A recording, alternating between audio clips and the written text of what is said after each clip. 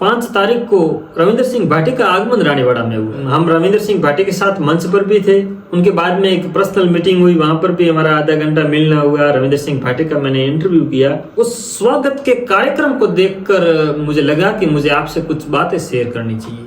उनको लोगों ने कंधों पर उठा लिया और कंधों पर उठाकर सीधा मंच तक लेके आए, और जब ये कार्यक्रम की समाप्ति हुई तब वहीं से उठाकर कंधों पर बिठाकर गाड़ी तक छोड़ दिया। इतनी लोकप्रियता किसी एक निर्दलीय विधायक की जिसका रानीवाड़ा से कोई संबंध नहीं है। रविंद्र सिंह भाटी की लोकप्रियता का अंदाजा इस बात से भी लगाया जा सकता है कि उस मैदान की जो 4 दीवारी पर बैठे छोटे छोटे बच्चे जिनका राजनीति से कोई लेना देना नहीं है, वो बच्चे भाटी का इंतजार कर रहे थे। ये अपने आप में एक बहुत बड़ी बात है। छोटे छोटे बच्चे 12-12 साल के, 10-10 साल के बच्चे, उनकी जुबान पर एक ही बात थी कि आज रविंद्र सिंह भाटी आ रहे हैं। आज की तारीख के अंदर रविंद्र सिंह भाटी के पास वो टैलेंट है कि मुझे नहीं लगता है राजस्थान के 200 विधायकों में से किसी के भी पास हो।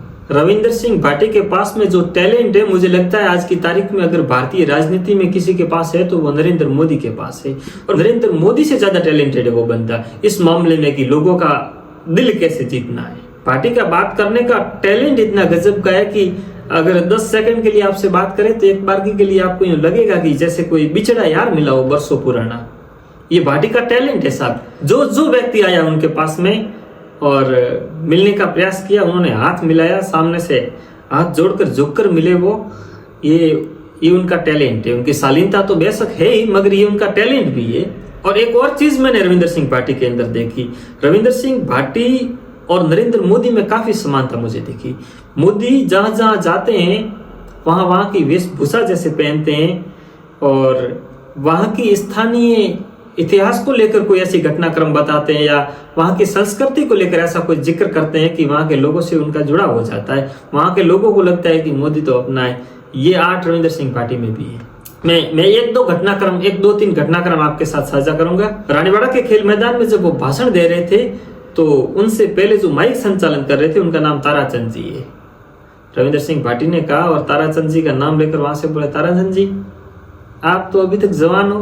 तो ताराचंद जी और वहाँ के तमाम लोगों को, स्कूल के स्टाफ को और उन सबको लगा कि भाटी तो ताराचंद जी को व्यक्तिगत जानते हैं और इनके तो ऐसे दोस्त है पक्के।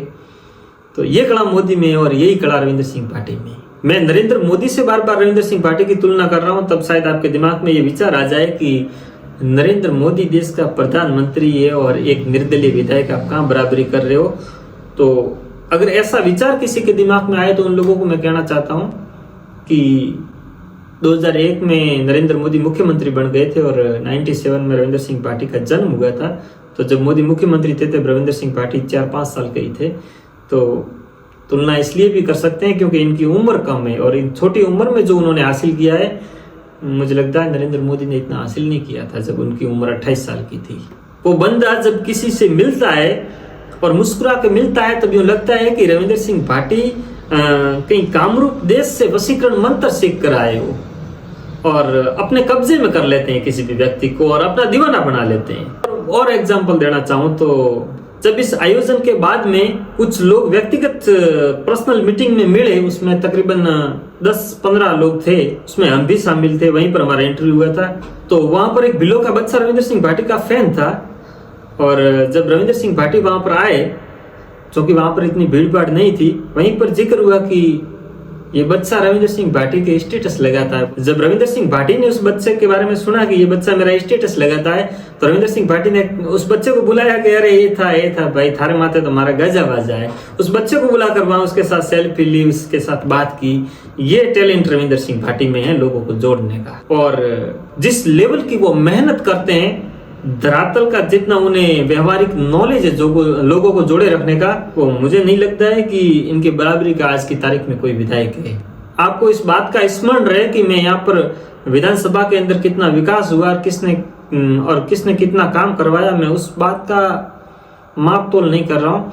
मैं सिर्फ उनके टैलेंट की बात कर रहा हूँ कि उनके अंदर जो आर्ट है लोगों को जोड़ने की और जोड़े रखने की और अपना दीवाना बनाने की, वो गजब की है। और वो आज की तारीख में इतना टैलेंट किसी के पास बेमेड नहीं है। छोटे छोटे बच्चे जिनका राजनीति से कोई संबंध नहीं है, वो बच्चे भाटी के फैन है और भाटी उनको बड़ी मोहब्बत से मिलते हैं, बड़े प्यार से मिलते हैं और गले मिलते हैं उन बच्चों को। और ये भाटी का टैलेंट है कि भाटी जब छोटे बच्चे से मिलते हैं तो बच्चे को लगता है कि ये मेरे बहुत खास दोस्त है और भाटी बहुत अच्छे इंसान है। और जब किसी युवा से मिलते हैं तो किसी युवा को लगता है यूँ जोश और उमंग से भरे होते हैं कि ये भारत का बेहतर भविष्य का निर्माण कर सकते हैं। और किसी बुजुर्ग व्यक्ति को मिलते हैं तब उसको लगता है कि ये भाटी जैसा सुपुत्र अगर मेरे घर में पैदा होता तो मैं सौभाग्यशाली होता। और जब किसी अधिकारी से मिलते हैं तब वो एक तीखे तेवर के साथ में मिलते हैं कि ये बहुत सख्त जनप्रतिनिधि है। वो टैलेंट है रविंदर सिंह भाटी के अंदर। इतने किरदार एक साथ व्यक्ति कितना मुश्किल से निभा सकता है, ये कला भाटी में है। एक और किस्सा बताना चाहूंगा आपको। एक मेरे जीवन के बहुत अजीज मित्र है, मेरे जीवन के सबसे खास मित्र है। उन्होंने मुझे बताया कि मैंने आपका और भाटी का इंटरव्यू 3 बार देखा। मुझे एक बार के लिए खुशी हुई और मैंने उनका आभार जताना चाहा कि धन्यवाद कि आपने इंटरव्यू देखा। मैं ये उनसे ये कहता, उनसे पहले ही वो बोले कि मैं इंटरव्यू इसलिए देखा मैंने क्योंकि वो रविंदर सिंह भाटी का था। हालांकि कुछ बातें उन्होंने खुले तौर पर नहीं की, पर मेरी विवेक क्षमता इतनी है कि मैं इतनी बात को समझ सकूं कि वो क्या कहना चाह रहे हैं।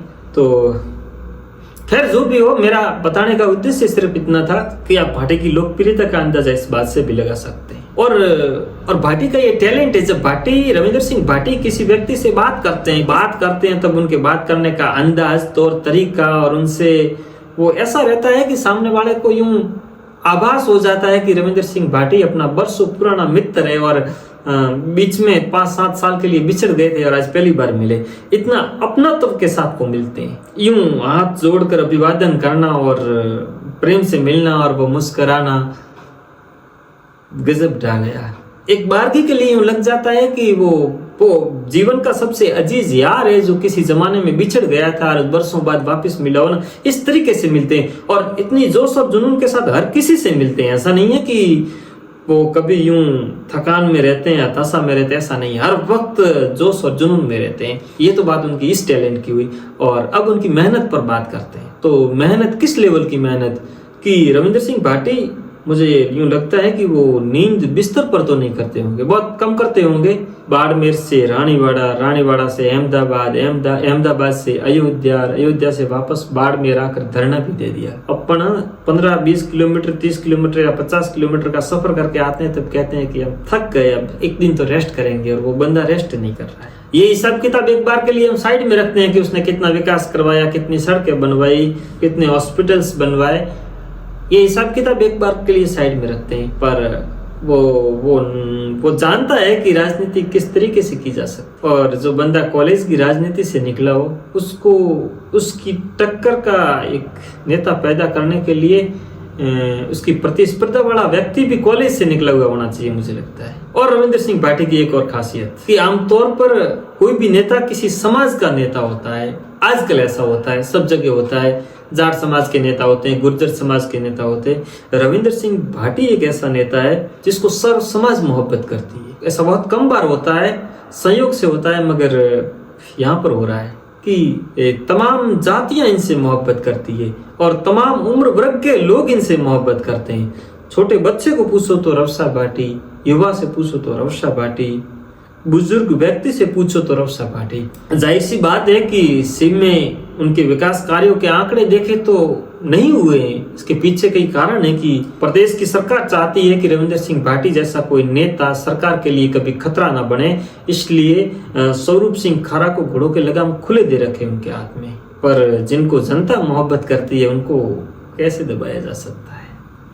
जिसको आवाम का प्यार मिलता हो उनको दबाना इतना आसान नहीं होता है। दूसरी बात, इस बंदे की दूसरी बात देखो, प्रदेश के अंदर एक निर्दलीय उम्मीदवार जिसके पास किसी पार्टी का टैग नहीं है, किसी पार्टी का झंडा नहीं है, जिसके पास कोई बजट नहीं है विकास करवाने के लिए, जिसके पास में कुछ नहीं है, जिसके पास में सिर्फ लोगों का प्यार है और युवा शक्ति है, और उनको कंधे पर बिठाने के लिए रात को 3-3 बजे तक इन ठंडी सरद रातों के अंदर लोग इंतजार में खड़े रहते हैं। गजब है साहब, भाटी साहब बहुत गजब है। इस वीडियो का उद्देश्य रविंदर सिंह भाटी का गुणगान करना कतई नहीं है, और न मैंने कोई गुणगान किया और न मैंने किसी को ये कहा है कि आप रविंदर सिंह भाटी को वोट देकर विजयी बनाए। मेरे कहने का उद्देश्य ये था, मेरे कहने का मतलब सिर्फ इतना था कि 2-3 घंटे नज़दीक से देखने के बाद, उनके साथ इंटरव्यू करने के बाद, उनकी बातें नज़दीक से सुनने के बाद, उनसे मिलने के बाद मुझे व्यक्तिगत तौर पे जो उनके बारे में विचार आए और जो विश्लेषण मेरे दिमाग में आया वो मैंने आपके साथ साझा किया है। तो बहुत बहुत शुभकामनाएं भाटी साहब आपको कि आप एक अच्छे राजनेता बने। तो आप देख रहे थे अल्टीमेट इंडिया चैनल और मैं हूँ विक्रम चारण। नमस्कार।